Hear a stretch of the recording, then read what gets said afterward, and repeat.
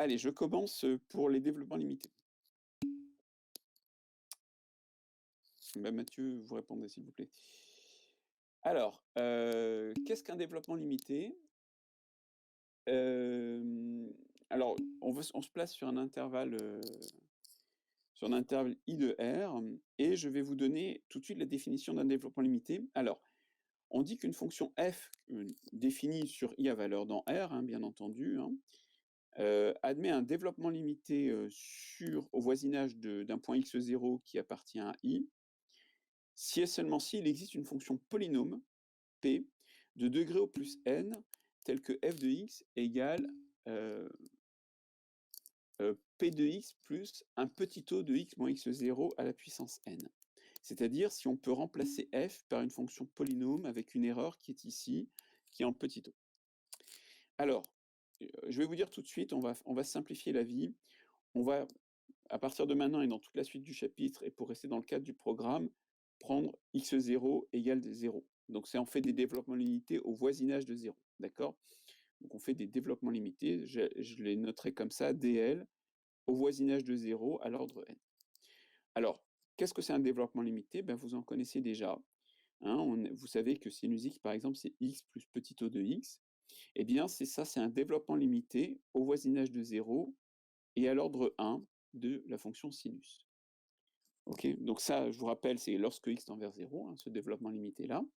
Et vous voyez qu'il est d'ordre 1 puisque la fonction polynôme, elle est ici, elle est là. Hein. Là, vous avez p de x qui est égal à x. Et donc, c'est bien, hein, le degré de p, c'est bien 1, donc j'ai bien un développement limité d'ordre 1. Ok. Voilà, c'est pas très dur dans l'idée, hein, c'est assez simple. Il y a un autre que vous connaissez, c'est cosinus x. Vous savez que c'est 1 moins x2 sur 2 plus un petit o de x2. Donc là, j'ai un développement limité à l'ordre 2 en 0 de cosinus. Voilà, la fonction polynôme, elle est ici. Hein, là, j'ai p de x qui est égal à 1 moins x2 sur 2. Alors évidemment, je ne suis pas en train de prétendre que la fonction sinus, c'est x, et la fonction cosinus, c'est 1 moins x2 sur 2, mais ça marche très très bien si je suis au voisinage de 0.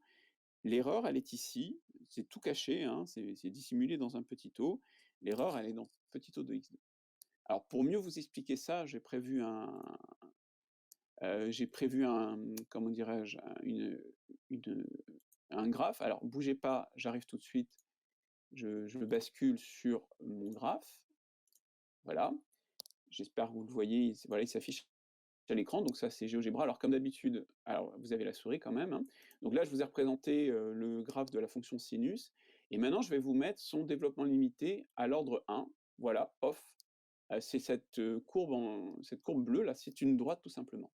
Alors vous le constatez, si je m'éloigne trop, évidemment, sinus x, c'est pas x, hein, on s'y attend bien. Mais si je me mets, je vais zoomer, s'il veut bien que je zoome, voilà, je suis en train de zoomer, s'il veut bien que je zoome, et si je me mets au voisinage de 0, hop, hop, zoom, eh ben, c'est plutôt excellent. Hein, vous voyez là, le graphe de sinus et le graphe de x se collent bien. Alors là, tout en bas, on commence à avoir une petite différence, mais bon, je m'éloigne pas mal. Et d'ailleurs, il y a pas mal de gens qui confondent sinus x avec son développement limité, donc bon, voilà, à partir de 0,2, 0,3, c'est pas très très bon. Alors si je veux mieux coller sur mon intervalle, ce que je peux faire, c'est augmenter le développement limité, avoir un degré supérieur. Parce que à ce moment-là, l'erreur est en petit o de x3, et x3, quand je suis proche de 0, bah x3 c'est beaucoup plus petit que x. Donc l'erreur est beaucoup plus petite. Et donc vous voyez, je me colle encore mieux. Si je veux encore mieux me coller, bah, je peux aller jusqu'à un ordre suivant, 5, 6, 7. À un moment donné, je ne vois plus aucune différence. Ça, c'est l'idée du développement limité. C'est que je vais m'arrêter à un ordre donné, à un ordre n, et je vais avoir une bonne approximation, et si je veux une meilleure approximation, j'augmente l'ordre.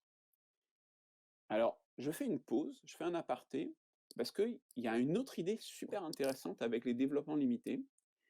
Vous voyez, là je dézoome. Alors, ce qui s'est passé, c'est que j'ai augmenté le degré de mon polynôme, et ce qui se passe, c'est que l'intervalle sur lequel l'approximation est bonne a augmenté. Il a augmenté de taille. Avant, c'était juste vers moins 1, 1. Alors, regardez, je vous le remets. Toc, voilà. Hein, là, c'est bon sur aller 0,5, 0,5. Et si j'augmente le degré, 3, bah là, c'est bon sur moins 1, 1. L'ordre 5, l'ordre 5, le voici, c'est bon sur moins 2, 2, etc., etc., etc., etc., etc., etc. Et l'idée, en fait, c'est que si j'augmente le degré et que je vais à l'infini, si je fais tendre n vers l'infini, eh bien, l'approximation le développement limité va être une bonne approximation de ma fonction sur un intervalle, ben, idéalement complètement infini, en fait sur R. Et j'ai une façon de calculer sinus sur R dont je vous avais parlé au début de l'année.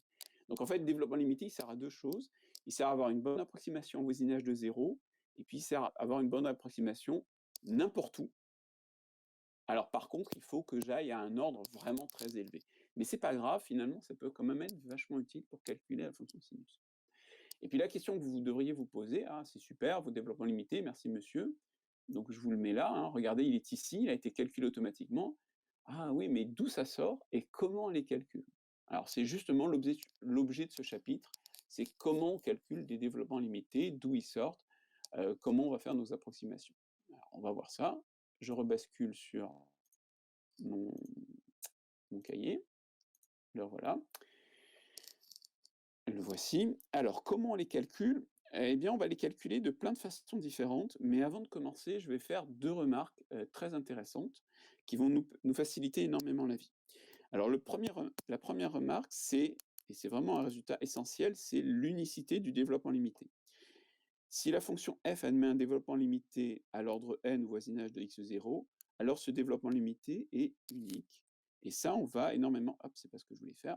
Et ça, on va énormément l'utiliser. Je vais le démontrer, je vais toujours me placer en x0 égale 0, hein, d'accord? Je le ferai dans toute la suite du chapitre parce que votre programme se limite à l'ordre 0. Et puis finalement, ça suffit, toutes les idées importantes sont là. Voilà.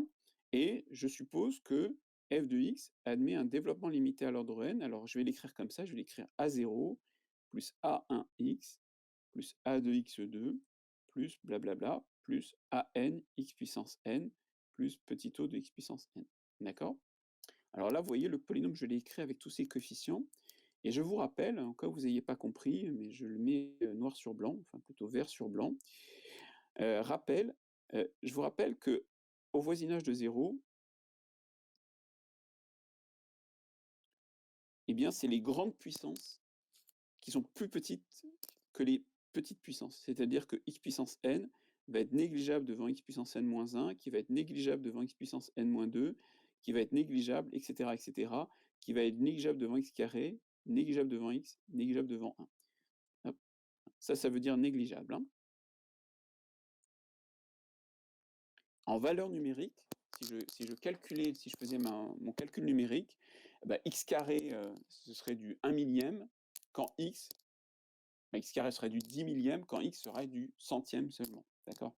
C'est pour ça que c'est négligeable. Alors, je veux démontrer l'unicité du développement limité. Je vais supposer qu'il y a deux développements limités, qu'il y en a un autre, f de x est égal b0 plus b1x plus b2x2 plus blablabla plus b1 n x puissance n plus un petit o de x puissance n. Voilà, j'ai deux développements limités et je veux montrer que a0 égale b0, a1 égale b1, etc., etc., jusqu'à an égale b1. Voilà, c'est mon objectif. Alors, j'ai une question pour vous. Est-ce que quelqu'un voit comment on va démontrer que A0 égale B0? On commence. Est-ce que quelqu'un voit comment j'ai une fonction f de x, de développement limité, à votre avis, si vous avez un ami qui répond à la question, tant mieux, à votre avis, comment on démontre que A0 égale B0? Je vous écoute.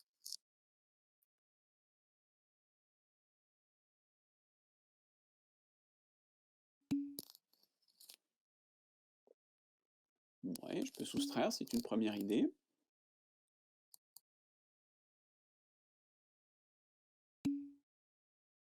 Alors, par récurrence, pour le moment, je veux juste A0 égale B0. Donc la récurrence est un peu prématurée.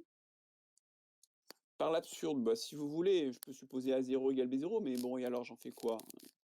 Alors j'ai déjà deux soustractions. Est-ce que quelqu'un a une autre idée?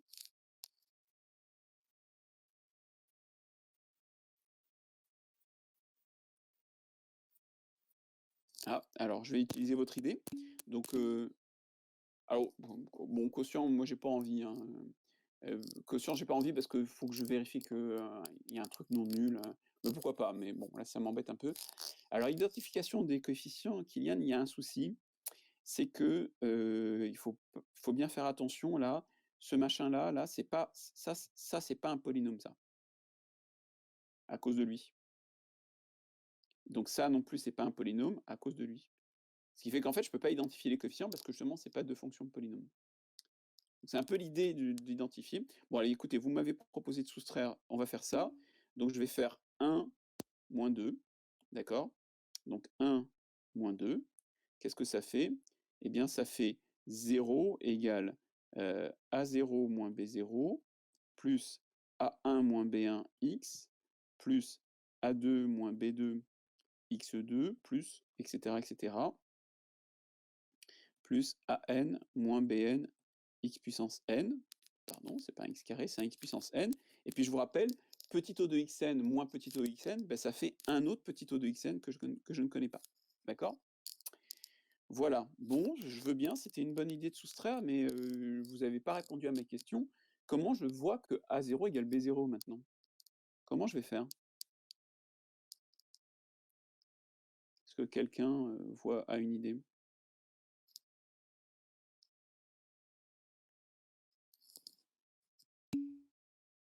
Oui? Oui?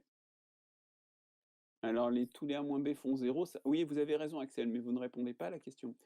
Axel, vous me dites, si ça vaut 0, si les coefficients valent 0, alors ça marche. Oui, mais donc dans ce cas-là, vous êtes en train de simplement de me dire, bah, la chose que vous voulez démontrer, monsieur, c'est pas bête. Hein, vous êtes en train de me dire, oui, ça marche, si ça vaut 0, c'est bon. Mais c'est pas ça que je veux. Ce que je veux, c'est, si ça est vrai, alors les A moins B font 0. Alors Morgane me propose une limite en quel point, Morgane? Ou quelqu'un d'autre? Bah oui, en 0, bien sûr, bah, bien joué. Hein. Si je fais la limite quand x tend vers 0 de tout ça, voilà. Ici, je vais avoir 0. Là, ben, ce truc-là, là, il ne dépend pas de x, donc il va rester. Voilà. Hein. Je fais la limite quand x tend vers 0, donc tout le reste reste en constant. Le terme suivant, sa limite, ça va être 0, hein, puisque c'est quelque chose fois x, donc ça va tendre vers 0. Lui aussi, lui aussi, lui aussi, et lui aussi, qu'il est négligeable devant x puissance n qui tend vers 0. Donc voilà, et donc ça fait 0. Et donc voilà, je viens de prouver que A0 égale B0. Ah, très sympa, hein, super. Ben donc maintenant, donc, j'ai 0 qui est égal à A1 moins B1 x plus A2 moins B2 x2 plus etc. plus AN moins BN x puissance n plus petit o de x puissance n. Alors j'ai une question pour vous. Qu'est-ce que je fais maintenant? Comment je vais prouver que A1 moins B1 égale 0?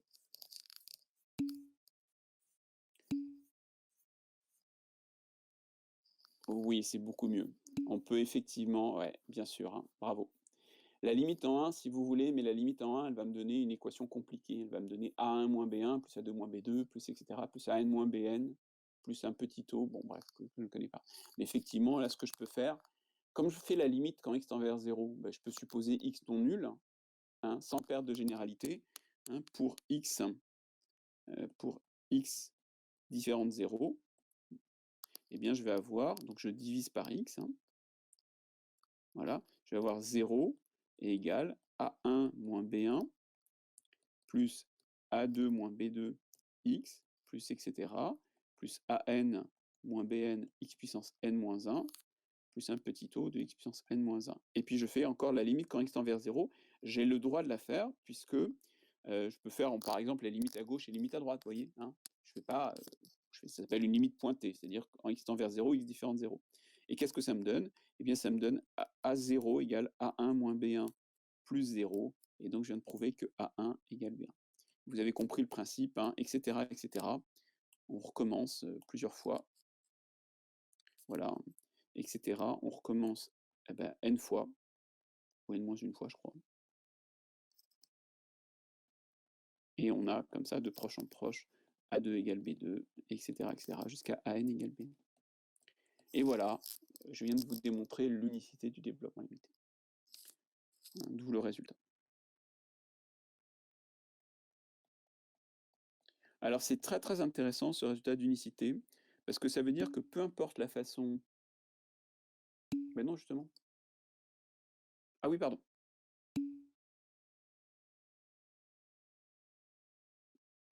Voilà, merci. Et là, c'est mal écrit, mais c'est, je vais mieux l'écrire, mais j'ai bien mis la puissance n-1.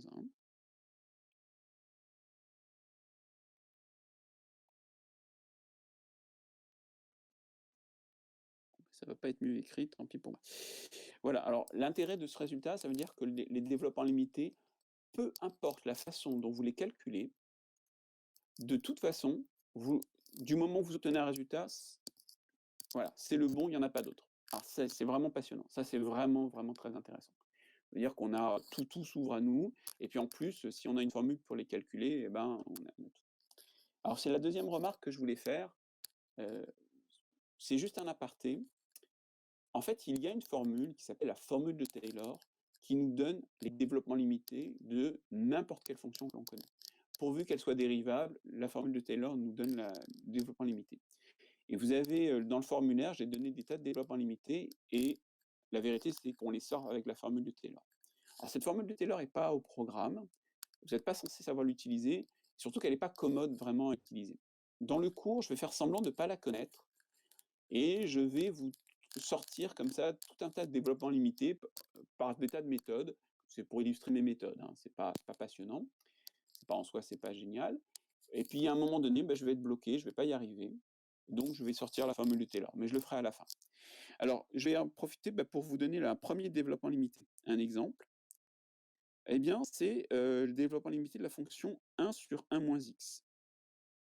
Et je vais le donner à l'ordre n. Alors comment je vais faire? Eh bien, je vais utiliser une astuce. Je vous rappelle, mais vous la connaissez cette formule, ça m'a fait plaisir de voir dans le DS, que, vous commencez à bien connaître ces choses-là. C'est très utile pour l'année prochaine. Je vous rappelle que, là, cette somme-là, on sait ce que ça fait 1 moins x puissance n plus 1 sur 1 moins x. Alors là, pourvu que, quel que soit x appartenant à R privé de 1. Alors ce qui fait qu'au voisinage de 0, je peux réécrire, cette formule-là sous la forme suivante. Je vais dire que 1 sur 1 moins x, c'est égal à 1 plus x2 plus et cetera, plus x puissance n. Et là, ce terme-là, là, celui-là, toc, eh bien, je le passe de l'autre côté.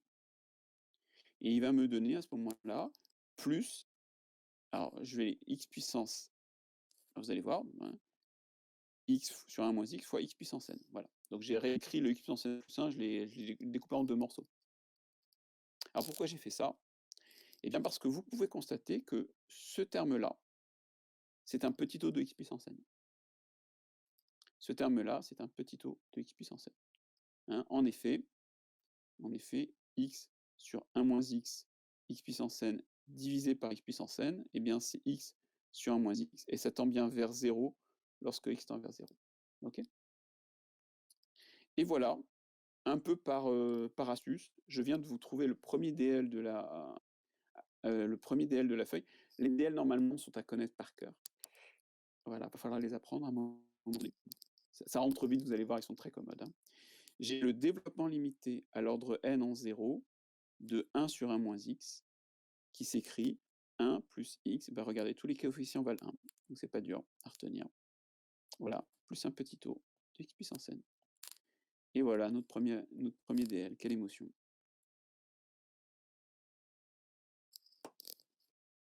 Et puis je vais vous en donner un deuxième. Bah, le DL, moi ce que j'adore avec les DL, par rapport à des tas de formules du cours, ce que j'adore avec les DL, c'est ça. Voilà, c'est égal. C'est juste égal. On n'a pas à s'embêter.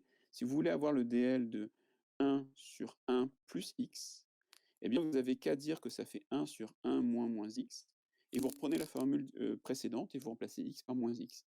Ça fait 1 moins x puissance au carré, pardon, hop, au carré, plus moins x au cube, plus blablabla, plus moins x à la puissance n, plus un petit o de, voilà, on peut faire un moins x puissance n si vous voulez, c'est pas beau, mais c'est pas grave. Et ça me fait 1 sur 1 plus x. Alors, bonne question, j'y réponds. 1 moins x plus x2 moins x3 plus x4, blablabla, plus, donc le coefficient cette fois-ci c'est moins 1 puissance n, x puissance n. Là c'est aussi moins 1 puissance n, mais vous savez que dans les petits taux, les facteurs multiplicatifs on s'en moque. Et donc voilà. Et voilà, notre deuxième développement limité. Bon, évidemment, la deuxième fois c'est moins d'émotion, mais quand même c'est joli. Ah ben voilà.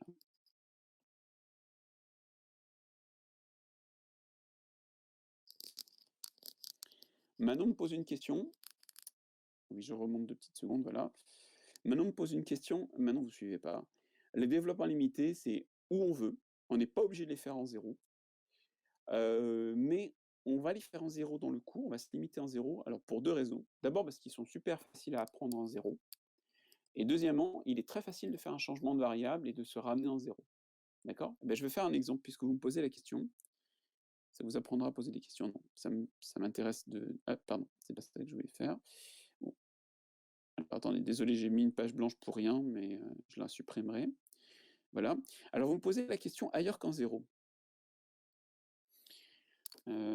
Qu'est-ce que je pourrais vous proposer comme question un peu bêta? Tenez, je vous propose de calculer, par exemple, 1 sur...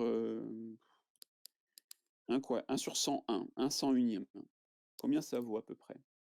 Alors 1 sur 101, eh ben, figurez-vous qu'on peut utiliser un développement limité. 1 sur 101, on peut dire que c'est 1 sur 100 plus 1.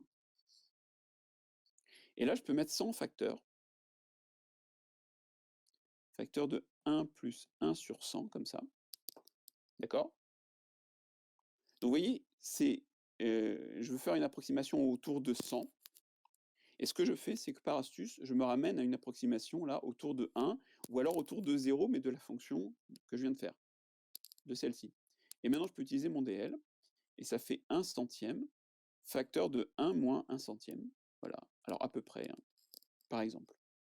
Et donc du coup, voilà, je peux dire que ça fait 1 centième moins 1 sur 10 puissance 4. Et voilà, bon, ça vaut ce que ça vaut. Mais c'est une façon de faire le calcul. Donc du coup, ça fait 0,01 moins 0,0001, comme ça. Donc après, il n'y a plus qu'à le calculer à la main, si on veut. Voilà une idée. Mais il y a une autre idée, c'est que en fait, vous pouvez toujours faire le changement de variable. Je vais vous faire un autre exemple. Je fais un autre exemple un peu moins bêta.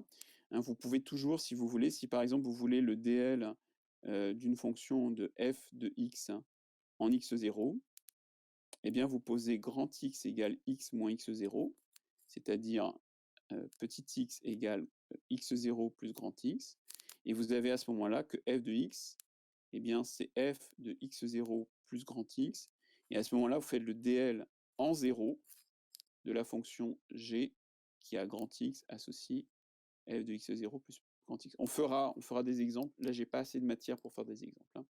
Exemple à venir. Mais donc, c'était pour vous rappeler que on se ramène toujours en 0 par ce changement de variable. Hein. Ce changement de variable 1 pour se ramener en 0. Hop.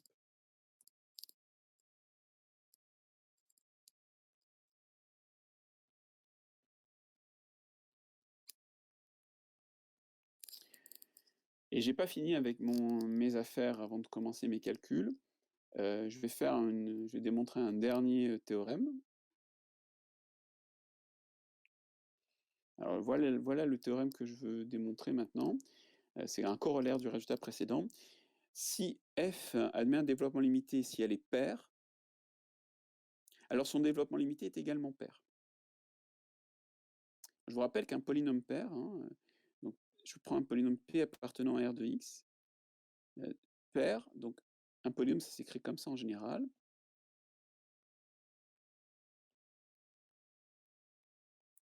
Voilà, donc ça c'est un polynôme, je ne mets donc pas de petit o. Un polynôme paire, ça veut dire que ses coefficients impairs sont nuls. Ça veut dire qu'il va, là, lui vaut 0, lui vaut 0, etc. Donc il va s'écrire A0 plus A2x2 plus A4x4 plus etc. plus... Et là, je ne sais pas si j'ai écrit AN x puissance n, puisque je ne sais pas si n est pair ou pas. D'accord? Mais il n'y a que les coefficients pairs qui vont s'écrire.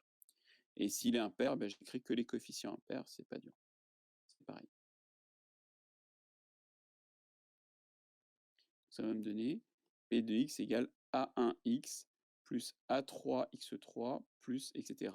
Et pareil, à la fin, je ne sais pas ce que j'écris. Ça dépend si n est pair ou pas pair, ou impair.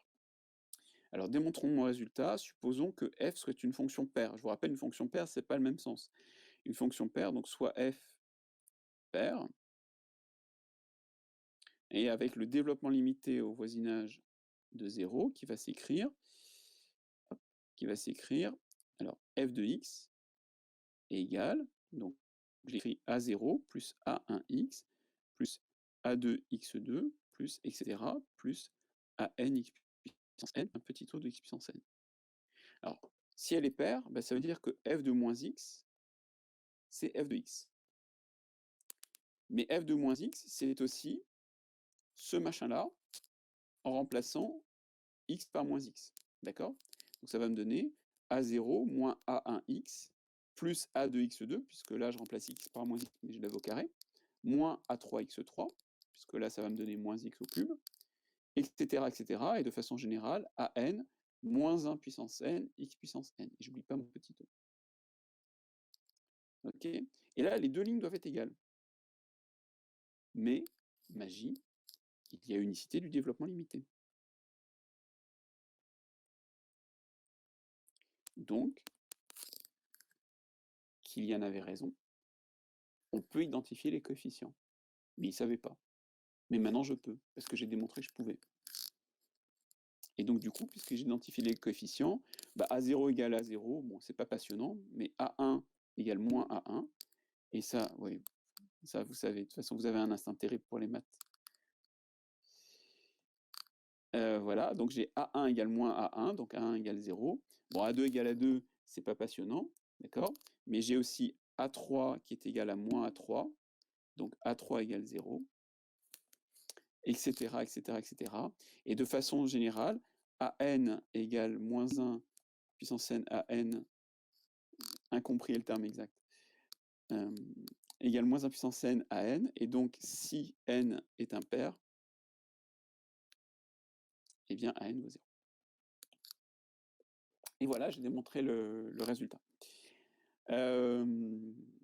Évidemment, si f est impair, eh bien vous avez, si f est impair,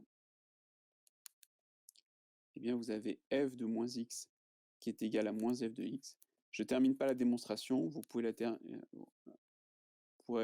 terminer si vous voulez. Elle est très simple à faire, hein.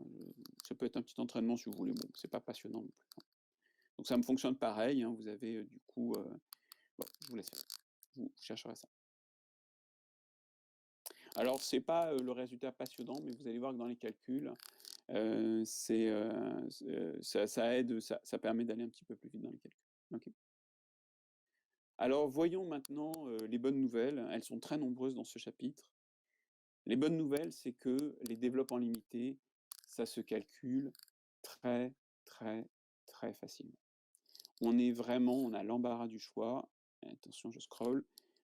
Les opérations sur les développements limités sont d'une facilité déconcertante. C'est que des calculs sur les fonctions polynômes. Alors le premier, c'est très simple, ça s'appelle la troncature. On peut tronquer un développement limité. Vous voyez que là, j'ai un développement limité ici à l'ordre n, et je vais prendre p plus petit que n. Donc P, il est quelque part là-dedans, d'accord? Et bien pour avoir le développement limité à l'ordre P, et bien simplement, je prends le début, et tout le reste, je le supprime et je le mets dans un petit taux de x puissance P. Je vous le refais. Si vous avez, j'ai vraiment rien à dire, vous allez voir, c'est totalement évident. Si vous avez un développement limité, par exemple 1 plus x moins x3 sur factoriel 3 plus x4 plus 17x5, j'invente vraiment n'importe quoi, plus un petit taux de x puissance 5. Vous voulez le développement limité à un ordre plus faible, hein, il faut prendre quand même un ordre plus faible. Vous voulez un développement limité à l'ordre, donc ça c'est un développement limité à l'ordre 5 en 0. Vous voulez un développement limité à l'ordre 3 en 0, eh bien c'est facile, vous avez rien à dire. Dans le cours, vous le faites en blanc, mais je vous donne la justification. Ça, c'est un petit taux de x3. Ça, c'est un petit taux de x3. Ça, c'est un petit taux de x3 aussi. Voilà. Et donc tout ça, eh bien, vous allez le remplacer par un petit taux de x3. Et donc vous allez simplement dire que f de x égale 1 plus x moins x3 sur factoriel 3 plus un petit o de x3. Et voilà, c'est ça la troncature. C'est très très facile. Ok. Vous n'avez rien à dire. Il n'y a aucune justification à donner. Il y a un résultat du cours pour ça. Vous l'écrivez juste comme ça. C'est transparent. Faites votre troncature, vous tronquez. Très facile.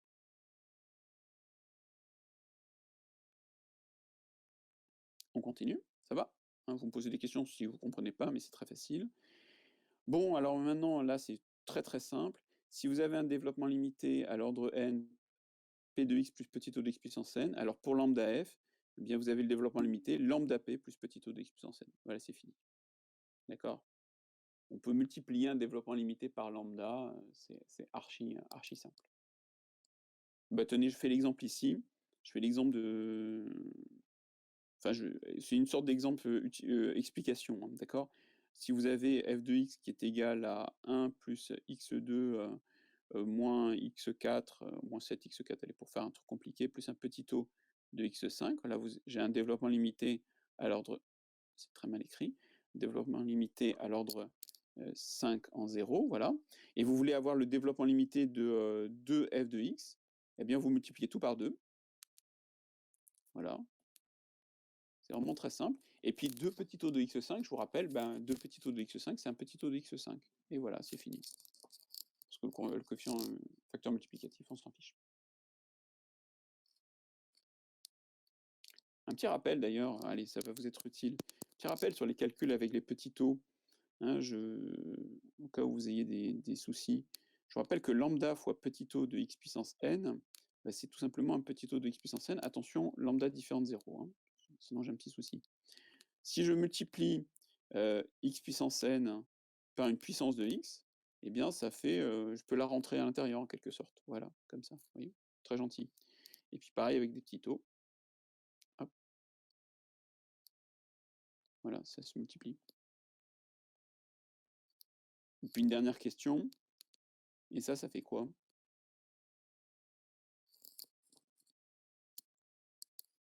Attention, il y a un piège.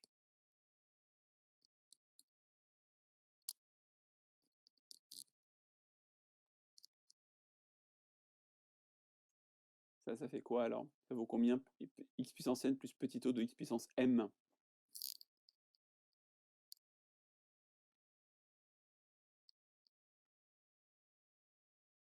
Alors, une idée?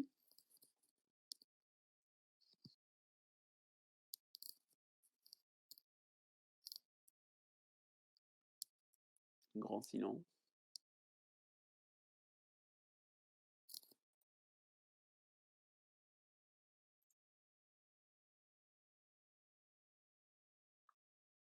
Non, vous voyez pas? Oui, bravo Manon, tout à fait. Bien vu. Hein.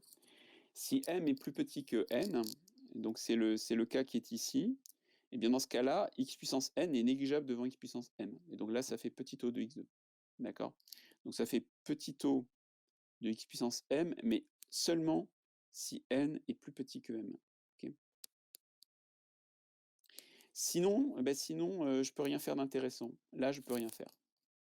J'ai x2 plus petit o de x4, je fais rien.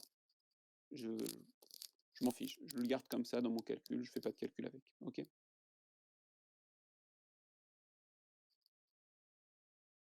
Là, c'est bof.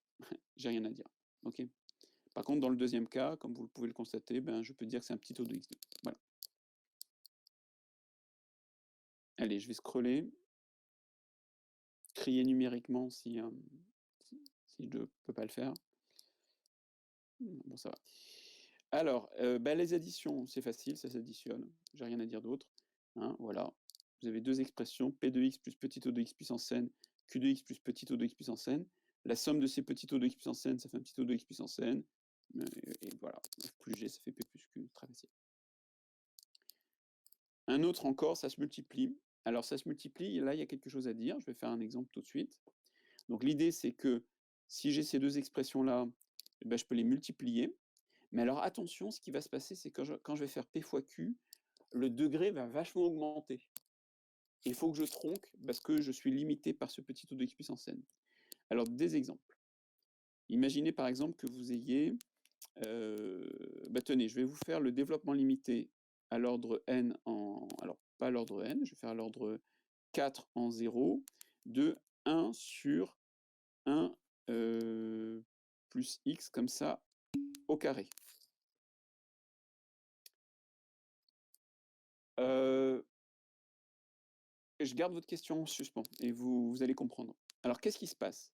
Si je veux un développement limité à l'ordre 4 en 0, bah, ce que je peux dire, c'est que je connais le développement limité de 1 sur 1 plus x à l'ordre 4. Donc je vous le rappelle, c'est 1 moins x plus x2 moins x3 plus x4 plus un petit o de x4. Et si je suis mon théorème et que je veux le développement limité à l'ordre 4 de 1 plus x au carré, eh bien je peux prendre ce truc-là, là. Ça, c'est le développement limité de 1 plus x, et puis je vais simplement l'élever au carré. D'accord? Donc on y va. Ça fait 1 moins x plus x2 moins x3 plus x4 au carré. Donc c'est juste ça s'appelle la partie régulière, j'aurais dû vous dire ça. C'est la partie régulière du développement limité. Tenez un peu de vocabulaire. C'est la partie régulière. Et donc la partie régulière du carré, c'est la partie régulière au carré. Voilà, je ne peux pas dire autrement. Ok? Je continue mon calcul. Alors maintenant, je vais élever au carré et vous allez comprendre le problème. Alors, j'élève au carré. Alors, je vais vous l'écrire comme ceci. Vous allez voir qu'en fait, les choses vont être beaucoup plus simples que ce qu'on pense. Je l'écris comme ça, vous suivez mon calcul. Moins x3 plus x4 plus un petit o de x puissance 4. Voilà. Alors on y va. Je fais mon produit. 1 fois 1, ça fait 1. 1 moins x, ça fait x. Plus x2 moins x3 plus x4. On ne peut pas dire que ce soit trop compliqué. Puis ensuite, je vais multiplier x par tous les termes. Moins x plus x2. Oui, c'est ça. Moins x plus x2 moins x3 plus x4. Et là, qu'est-ce qui se passe? Eh bien, il y a un terme que je ne vais pas écrire. Pourquoi? Alors, je vais quand même l'écrire pour vous expliquer. Le terme qui reste, c'est moins x multiplié par x4, c'est moins x5. Oui, mais j'ai dit que je voulais un développement limité à l'ordre 4. Donc lui, je n'ai pas besoin de l'écrire puisque je vais tronquer. Alors autant tronquer tout de suite puisque plus tard je ne l'écrirai pas. D'accord? Et je continue mon calcul. Maintenant, c'est x2 que je multiplie.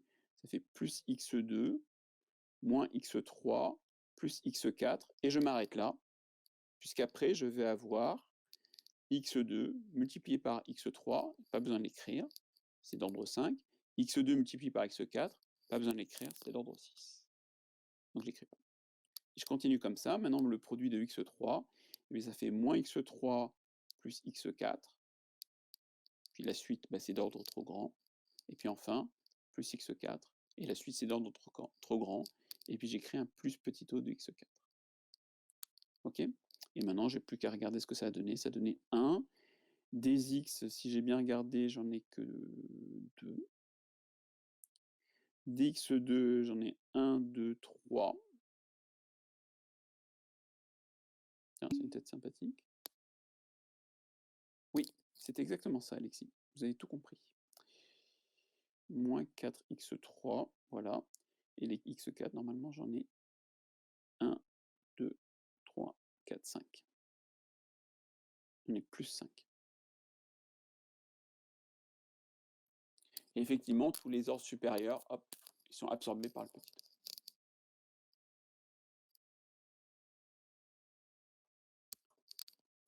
Et maintenant, je vais répondre à la question de Milan, qui est plutôt une bonne question. Mais la réponse est tout à fait simple.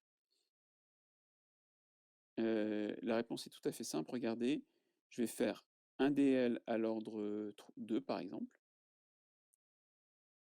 Voilà. Je vais l'additionner avec un dl à l'ordre 4.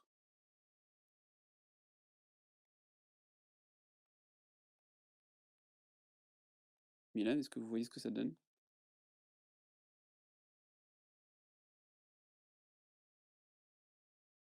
Est-ce que vous comprenez ce qui se passe quand j'additionne deux développements limités d'ordre différent?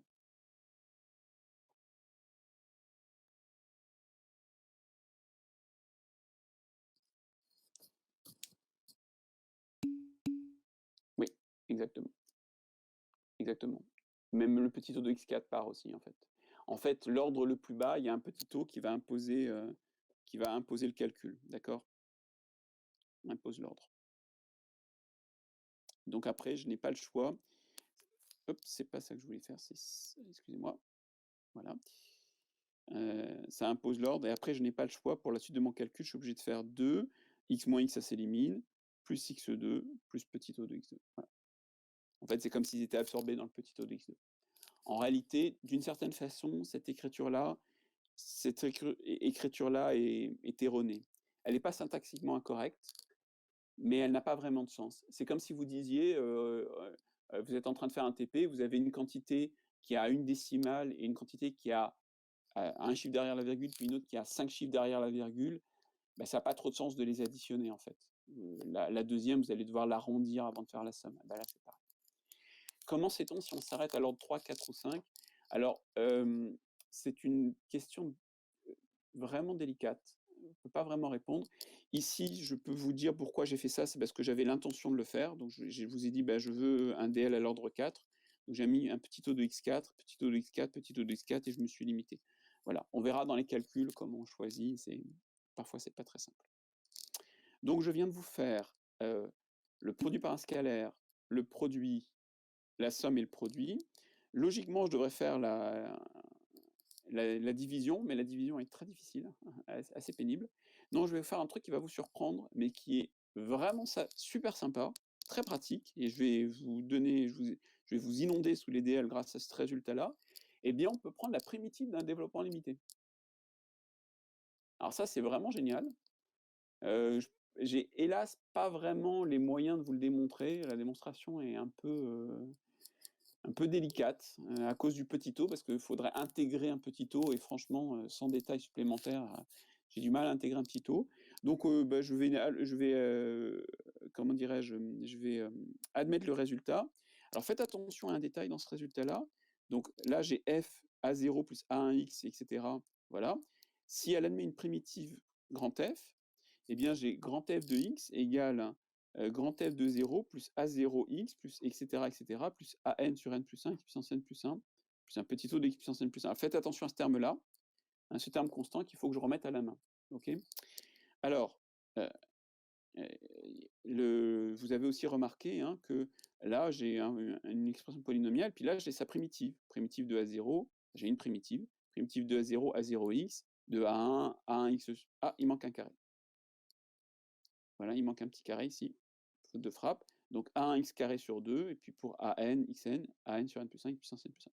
Alors c'est vraiment super sympa, parce que du coup, je vais pouvoir vous trouver des tas de développement limité. Alors par exemple, je vous rappelle, il y avait cosinus x, voilà. Bah, cosinus x, c'était 1 moins x2 sur 2 plus petit o de x2, on l'avait trouvé dans le cours. Eh bien, je vais prendre la primitive des deux côtés. Alors, primitive de cos, eh bien, je vais prendre sinus x. Mais sinus x, on a déjà un DL. Attendez la chute. Égale sinus de 0 plus primitive, hop, x2, pardon, x3 sur 2 fois 3.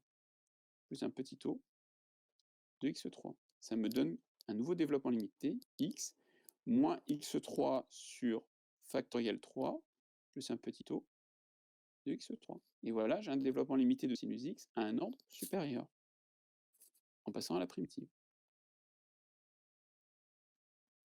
Ok. Et puis je peux recommencer.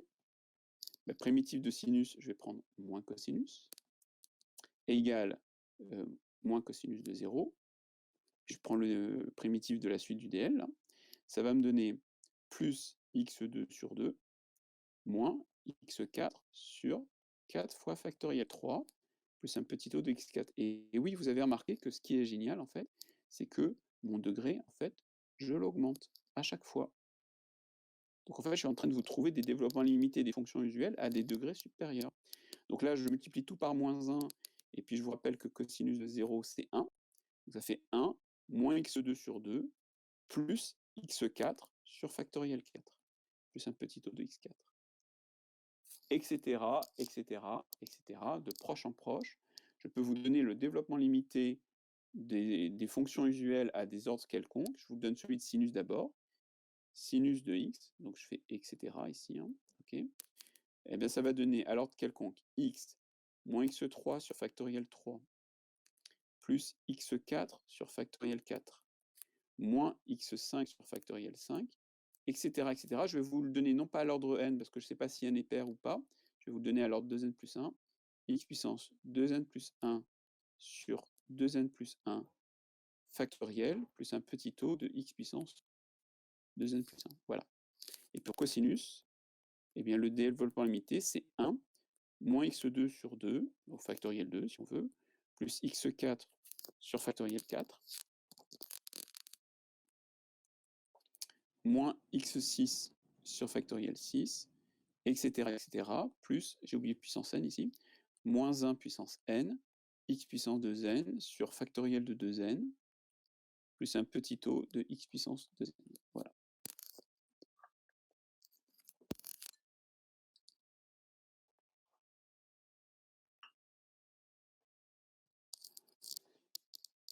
Voilà, vous en avez deux nouvelles à connaître, hein. Vous allez voir, elles sont faciles à apprendre. Vous allez voir, avec le temps, ça rentre très très vite. On pourrait faire pareil avec exponentiel. Avec exponentiel, c'est super facile parce que développement limité de base d'exponentiel, c'est lui. Et puis ce qui se passe avec exponentiel, c'est que exponentiel, c'est sa propre primitive. Donc j'aurai facilement exponentiel x égale exponentiel 0 plus x2 sur 2 plus un petit taux de x2. Puis donc exponentiel 0, bah, c'est 1. Hein, voilà. Puis je recommence. Exponentiel x égale, toujours exponentiel 0, plus primitive de x de 1, x, primitive de x, x2 sur 2, primitive de x2 sur 2, x3 sur factoriel 3, plus un petit taux de x3, etc., etc., etc., etc. Et de façon générale, vous avez exponentiel x, c'est 1 plus x2 sur factoriel 2, plus, etc. Et de façon générale, x puissance n sur factoriel n, plus un petit taux de x puissance n. Muy facile. Et je vous en donne encore deux. Là, vous allez crouler sous les DL.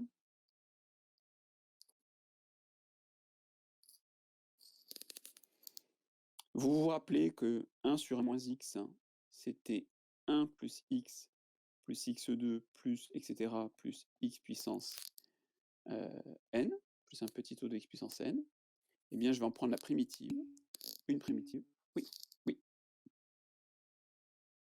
Alors, factoriel 2, c'est 2. Donc voilà. Toc, toc. Primitive, ça me fait moins log de 1 moins x de ce côté-là, égale moins log de 1 plus x2 sur 2 plus x3 sur 3, attention, c'est pas des factoriels cette fois, plus, etc., plus x puissance n sur n, plus un petit taux de x puissance. Alors, je me suis trompé, c'est plus 1, voilà, plus 1. Hop, et donc,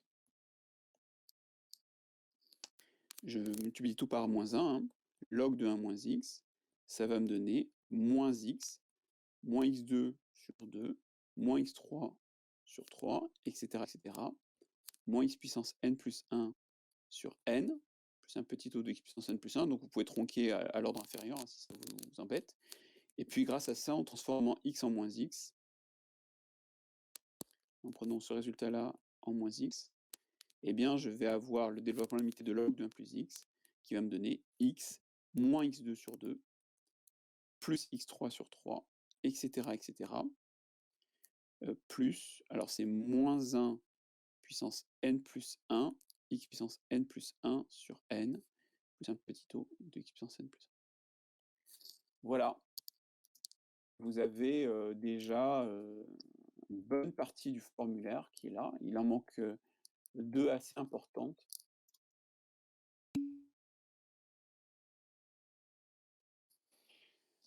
Parce que c'est ce terme-là, pardon, c'est ce terme-là que j'ai intégré.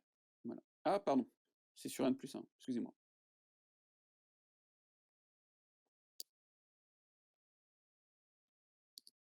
Quel idiot. vous avez presque tout le formulaire.